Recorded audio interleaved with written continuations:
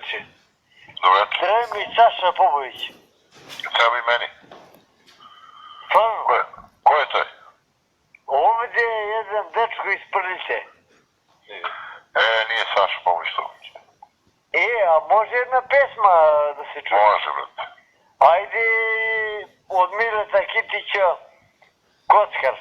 Može? Dobro, može. Aj, volim te, brate. Nema pojma, ajde. Ajde, odmah pusti.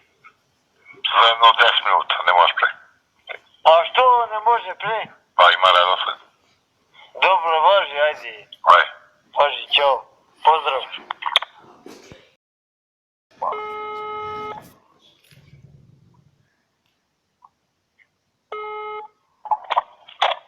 Halo. Alo. Dobro večer. Dobro večer. Ljubalić. Nije Ljubalić. Pogrešio si, nije Ljubalić. Kakav Ljubalić?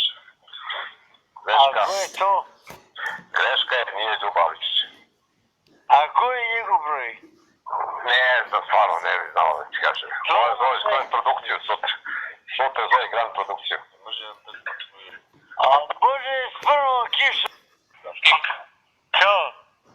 Da? Dobro večer. Dobro večer, izvolite. A može jedna pesma od Mitra Mirića? Ko da vam peva? Pa Mrvica. A može ta pesma ili ne može? Ne može. Ne može? Ne. Ovo će ja da otpevam.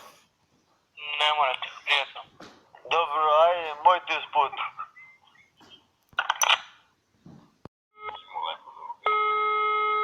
Kaži Saša. Hvala, sviđa isto. Halo, dobro večer. Dobro večer. A može jedna pesma? Ne može trenutno, emituje se program. Kako? Ne može trenutno, emituje se program. Što ne može? Nemam pojma. Pa da li imaš ti pojma u glavu? Nemam pojma, nisam mu dao. Dobro, ajde, pozdrav, brate, šipu Racku i ajde, zdravo.